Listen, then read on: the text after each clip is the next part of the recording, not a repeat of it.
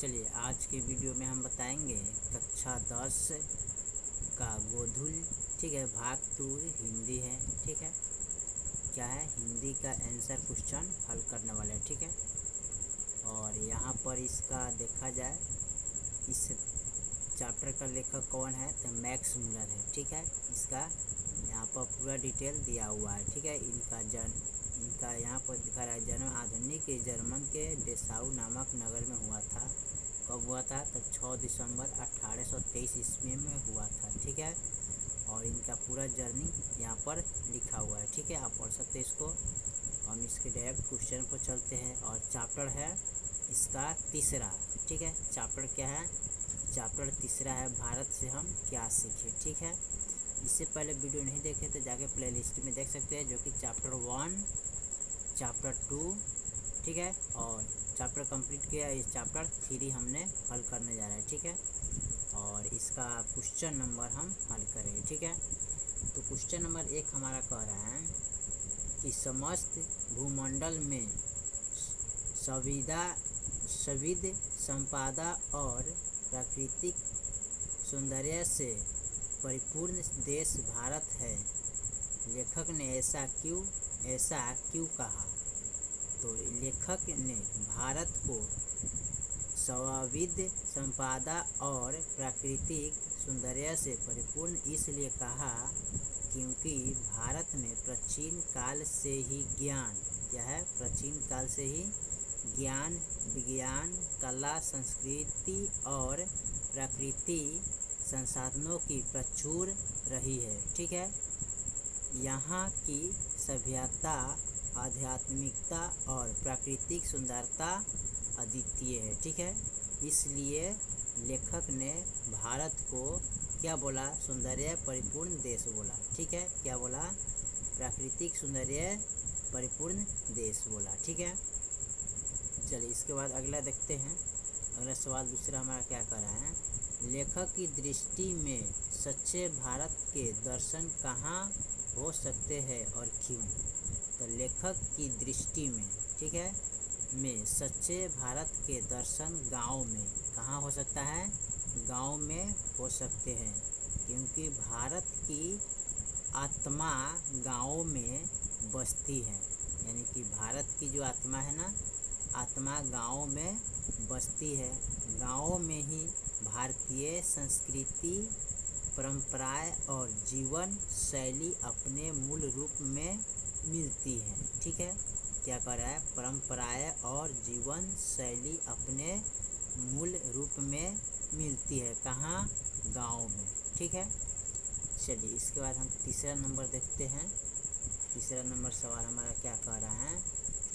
भारत की पहचान सकने वाले दृष्टि की, ठीक है, भारत की पहचान सकने वाली दृष्टि की आवश्यकता किनके लिए वांछनीय है और क्यों?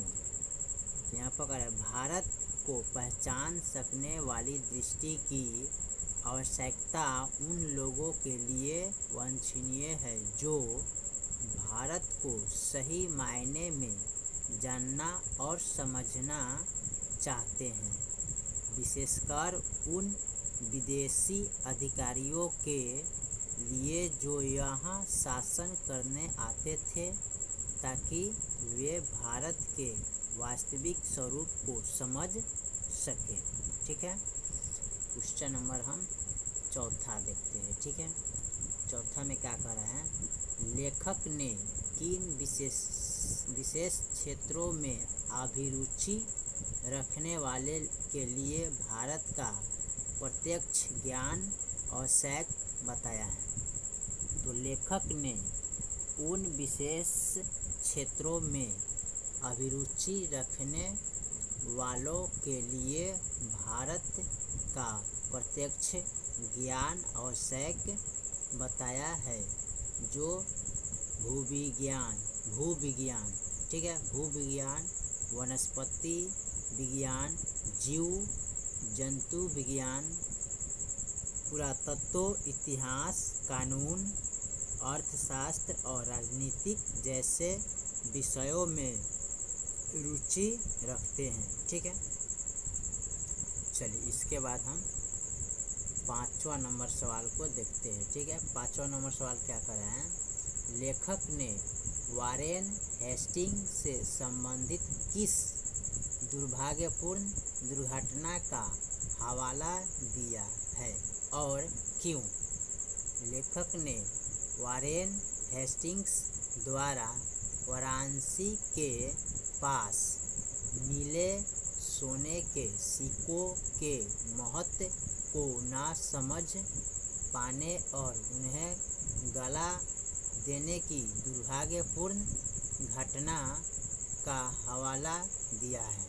यह भारत के प्राचीन ज्ञान और धन के प्रति उनकी अज्ञानता को दर्शाता है। ठीक है, चलिए इसके बाद हम 6ठा नंबर सवाल को देखते हैं। 6ठा नंबर क्या करें, लेखक ने नीतिकथाओं के क्षेत्र में किस तरह भारतीय अवदान को रेखांकित किया है?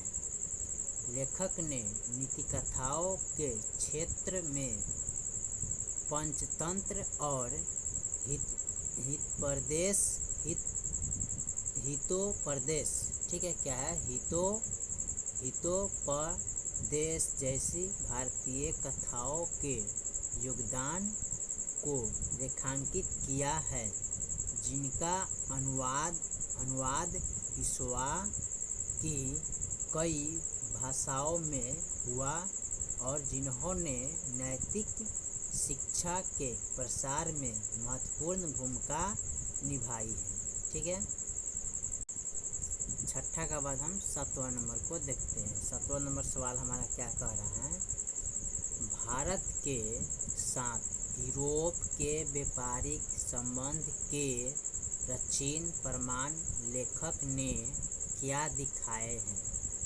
तो लेखक ने भारत के साथ यूरोप के व्यापारिक संबंध के प्राचीन प्रमाण के रूप में यूनानी सिक्कों का हवाला दिया है, जो भारत में पाए गए हैं, जो प्राचीन काल से ही व्यापारिक संबंधों को दर्शाते हैं। ठीक है, 7 का बाद हम 8 नंबर सवाल को देखते हैं। 8 नंबर सवाल क्या कह रहा है, भारत की ग्राम पंचायतों को किस अर्थ में और किनके लिए लेखक ने महत्वपूर्ण बतलाया है, स्पष्ट करिए। ठीक है, लेखक ने भारत की ग्राम पंचायतों को उनके शासन और न्याय व्यवस्थाओं के लिए महत्वपूर्ण बतलाया है।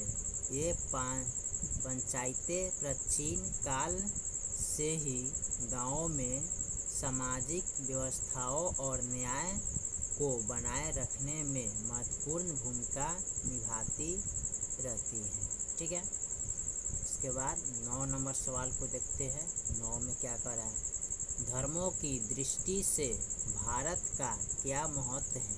ठीक है, यहाँ पर बता रहे हैं कि धर्मों की दृष्टि से भारत का क्या महत्व है। धर्मों की दृष्टि से भारत का महत्व यह है कि यह कई प्रमुख धर्मों जैसे हिंदू धर्म, बौद्ध धर्म, जैन धर्म और सिख धर्म का उद्गम स्थल है। यह विभिन्न धार्मिक विचारों और सहिष्णुता का केंद्र रहा है। ठीक है, कौन? तो भारत। चलिए 9 का बाद हम 10 नंबर सवाल को हम देखते हैं। ठीक है, 10 नंबर सवाल क्या कह रहा है, भारत किस तरह अतीत और सुदूर भविष्य को जोड़ता है, स्पष्ट करें।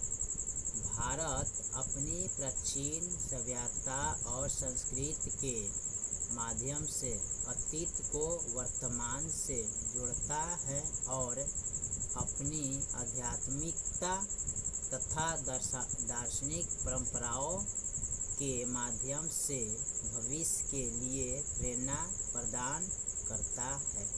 ठीक है, चलिए 10 का बाद हम 11 नंबर सवाल को देखते हैं। ठीक है, 11 नंबर क्या कह रहा है, मैक्स मुलर ने संस्कृत की कौन सी विशेषताएं और महत्वपूर्ण बतलाए हैं।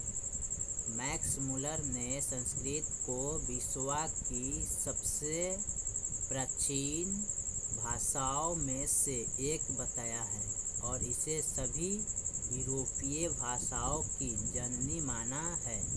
उन्होंने इसके व्याकरण की शुद्धता और इसकी साहित्यिक समृद्धि को भी महत्वपूर्ण बताया है। ठीक है, 11 के बाद हम 12 नंबर सवाल को देखते हैं। 12 नंबर क्या कर रहा है, लेखक वास्तविक इतिहास किसे मानता है और क्यों। लेखक वास्तविक इतिहास उसे मानता है जो किसी देश की सभ्यता, संस्कृति, ज्ञान और सामाजिक विकास को दर्शाता है, न कि केवल राजनीतिक घटनाओं और शासकों के बारे में। ठीक है, 12 के बाद हम 13 नंबर को देखते हैं। 13 नंबर क्या कर रहा है, संस्कृत और दूसरी भारतीय भाषाओं के अध्ययन से पाश्चात्य जगत को प्रमुख लाभ क्या क्या हुए। ठीक है, तो संस्कृत और दूसरी भारतीय भाषाओं के अध्ययन से पाश्चात्य जगत को भारतीय ज्ञान, विज्ञान, दर्शन, साहित्य और संस्कृतियों को समझने में मदद मिली, जिससे उनके अपने विचार और ज्ञान का विस्तार हुआ। ठीक है, 13 का बाद हम 14 नंबर को देखते हैं। 14 नंबर क्या कर रहा है, लेखक ने भारत के लिए नवगांतुक अधिकारियों को किसकी तरह सपने दिखाने के लिए प्रेरित किया और क्यों। लेखक ने भारत के लिए नवगांतुक अधिकारियों को मैक्स मुलर और सर विलियम जोन्स जैसे विद्वानों की तरह भारत के प्रति जिज्ञासा और सम्मान का भाव रखने के लिए प्रेरित किया, ताकि वे भारत को सही मायने में समझ सकें। ठीक है, 14 का बाद हम 15 नंबर लास्ट सवाल देखते हैं। लेखक ने नया सिकंदर किसे कहा है, ऐसा कहना क्या उचित है। लेखक का अभिप्राय स्पष्ट कीजिए। लेखक ने नया सिकंदर उन नवगांतुक ब्रिटिश अधिकारियों को कहा है जो भारत में शासन करने आते थे और सिकंदर की तरह भारत को जीतने या समझने का सपना देखते थे। लेखक का अभिप्राय यह है कि उन्हें केवल सैन्य विजय के बजाय भारत के ज्ञान और संस्कृति को समझने की इच्छा रखनी चाहिए। ठीक है, चलिए, तो क्वेश्चन नंबर 15 तक ले हमने इसका उल्लेखन कर दिया है। ठीक है, बाकी जो चैप्टर है फिर अगले वीडियो में। तब तक के लिए जय हिंद, जय भारत।